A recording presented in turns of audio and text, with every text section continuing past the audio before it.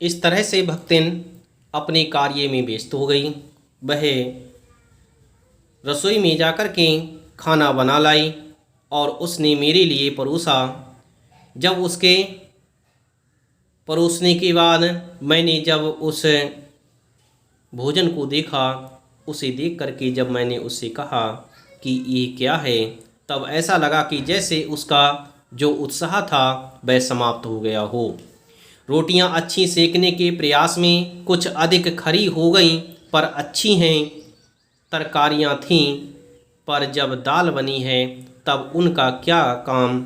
शाम को दाल ना बनाकर तरकारी बना दी जाएगी। दूध घी मुझे अच्छा नहीं लगता, नहीं तो सब ठीक हो जाता। अब ना हो तो अमचूर और लाल मिर्च की चटनी पीस ली ला जावे। उससे भी काम ना चले तो वह गांव से लाई हुई गठरी में से थोड़ा सा गुड़ दे देगी। और शहर के लोग क्या कलावत्तू खाते हैं, फिर वह कुछ अनाड़िन या फूहड़ नहीं। उसके ससुर, पितिया ससुर, अजिया सास आदि ने उसकी पाक कुशलता के लिए ना जाने कितने मौखिक प्रमाण पत्र दे डाले हैं। इस तरह से भक्तिन ने लेखिका से कहा था कि वह कोई नई सीखने वाली नहीं है।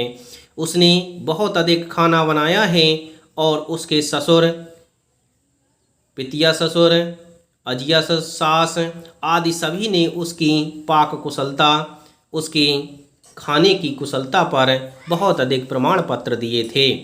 भक्तिन के इस सारगर्भित लेक्चर का प्रभाव यह हुआ, मैं मीठे से फिर विरक्त के बिना गुड़ के और घी से अरुचि के कारण रूखी दाल से एक मोटी रोटी खाकर बहुत ठाठ से यूनिवर्सिटी पहुंची और न्याय सूत्र पढ़ते पढ़ते शहर और देहात के जीवन के इस अंतर पर विचार करती रही।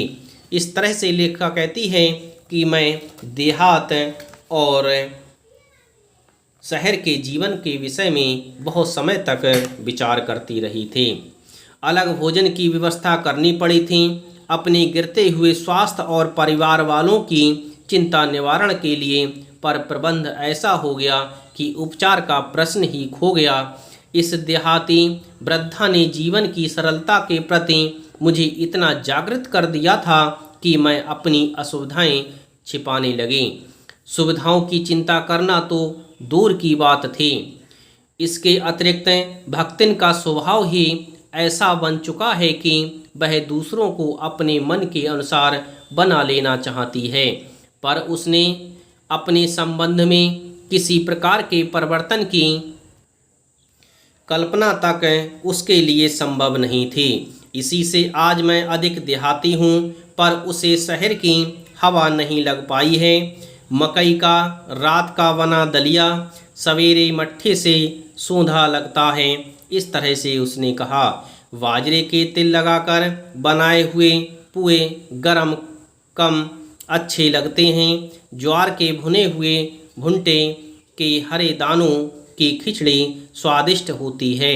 सफ़ेद महुए की लपसी संसार भर के हलवे को लजा सकती है आदि वह मुझे क्रियात्मक रूप से सिखाती रहती है, पर यहाँ का रसगुल्ला तक भक्तिन के पोपले मुंह में प्रवेश करने का सौभाग्य नहीं प्राप्त कर सका।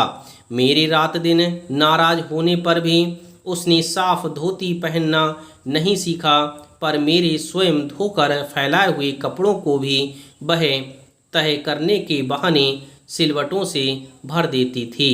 मुझे अपनी भाषा की अनेक दंत कथाएँ कंठस्थ करा दी हैं, पर पुकारने पर वह आय के स्थान में जी कहने का शिष्टाचार भी नहीं सीख सकती। इस तरह से वह शिष्टाचार से बहुत अलग थी। वह अपने अनुसार कार्य करती थी, बार बार कहने पर भी वह नहीं समझती थी।